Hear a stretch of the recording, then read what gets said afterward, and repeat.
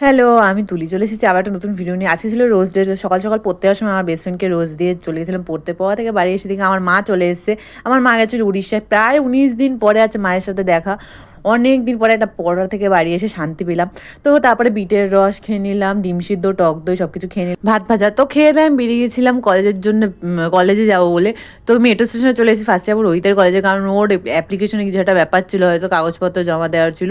তো মহারাজা মনীন্দ্র এখানে কিছুক্ষণ দাঁড়িয়েছিলাম, তারপরে ওর কাজ হয়ে যাওয়ার পরে আমি বেরিয়ে গেছি। আমি যাবো এখন আমার কলেজে, কারণ আমার আজকে একটা এক্সাম ছিল আইডিসি পেপারের। তো ওইটা প্রায় ২:৩০ পর্যন্ত হয়েছিল, দুটো বা ২:৩০ পর্যন্ত। তারপরে আমি আবার কলেজ থেকে বেরিয়ে চলে এসেছি, এখানে একটু খেয়ে নিলাম, ঝালমুড়ি খাচ্ছিলাম বসে বসে। তো খাওয়া যাওয়ার পরে মেট্রো করে বাড়ি চলে আসি। তো দেখতে দেখতে বাড়ি এসে আজকে আমার জন্যে সারপ্রাইজ ছিল, আমি জানতাম না। আজ ভেবেছিলাম হয়তো কোনো রোজই পাবো না, তো দাদাও রোজ দিয়েছে, মাও রোজ দিয়েছে। তো রোজটা পেয়ে খুবই খুশি, আমি ভাবিও নি আজ রোজ পাবো। তো দেখা হচ্ছে নতুন ভিডিওতে। ভিডিওটা ভালো লাগলে শেয়ার করে দেবে, কমেন্ট করে দেবে, ভালো লাগলে সাবস্ক্রাইব করে দেবে। টাটা।